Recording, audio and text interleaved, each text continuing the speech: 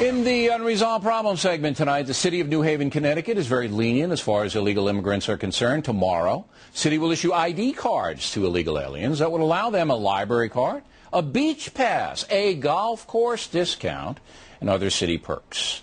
Joining us now from Raleigh, North Carolina, William Gheen, president of Americans for Legal Immigration.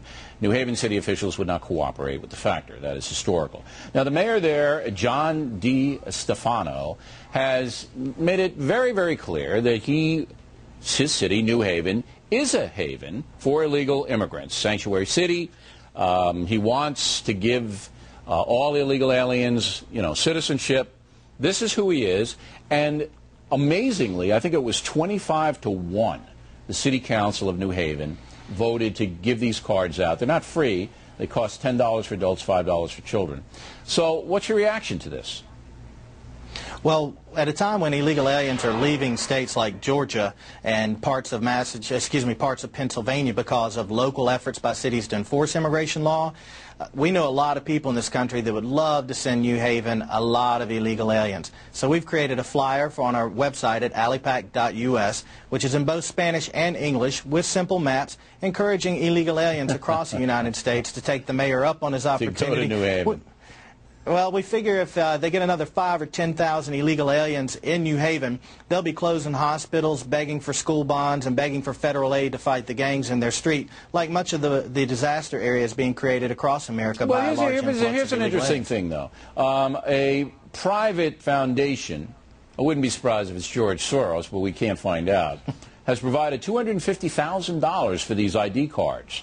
And it seems that in New Haven, Connecticut, in that area, that's the home of Yale, you have a very strong sentiment to protect illegal aliens and to give them as much accommodation as possible. Now, I find it very interesting because, as you rightly pointed out, Hazleton, Pennsylvania, Suffolk County, New York, a couple of counties in Virginia, a couple of counties in Georgia, all over, saying, Farmers Branch in Texas, north of Dallas, saying, hey, we as a municipality cannot afford this. We can't have the chaos. We can't have 50 people living in a house.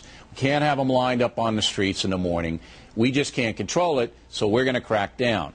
But in places like New Rochelle, New York, not New Rochelle, Mamaroneck, New York, in New Haven, Connecticut, you have the exact opposite.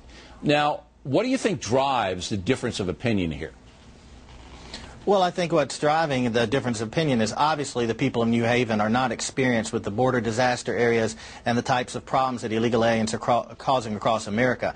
The consensus in the country is America wants our existing immigration laws enforced, and since that's not really happening sufficiently on the federal level, 35 states have passed crackdown. People are saying, we'll take America back, town by town, city by city, okay, state but not by all state. people. The majority, the polls show the majority of people agree with you that there's got to be some supervision and there certainly has to be a secure border.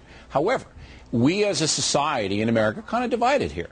And I'm sure the people in New Haven see themselves as very compassionate, all right, as helping the poor. Cardinal Mahoney out in Los Angeles, same deal. You got to help these people. They're not bad people. We got to be compassionate. Geraldo Rivera on this network, same thing. So I'm wondering whether you and me to a certain extent, or we're bad because we want basically a system that holds everybody accountable in a country, whereas New Haven says, so they're illegal, we're going to try to give them every accommodation. I'm wondering if we're the bad guys here. Americans that want our border secured and immigration laws enforced are no more bad than somebody who wants burglars, shoplifters, or any other people committing crimes to face the punishment under existing law. Mr. Gheen, you don't think that people trying to earn a living and sending money back to their poor children are on the same par as a burglar, do you? Hey, drug dealers and prostitutes earn money for their families, too. It's still not illegal, and we still have laws to enforce. That's a pretty tough stance. Well, look, an illegal alien has shown a pattern of criminality. They break the law when they break into the country. They engage in document fraud and identity theft, which wrecks Americans' lives. Most. They have to have fake documents or somebody else's ID to be able to operate. Then they further break the law when they take a job that it's illegal for them to have. Now, currently, under federal law, it is a felony for anybody to aid and abet illegal aliens in the U.S., and I think Homeland Security should apply that to New Haven. All right, we'll see what happens. Mr. Gheen, thanks very much. We appreciate it. Plenty more ahead as the Factor moves along this evening. Chastity rings for kids. Some adults are objecting. We'll find out why. And then Michelle and Kirsten on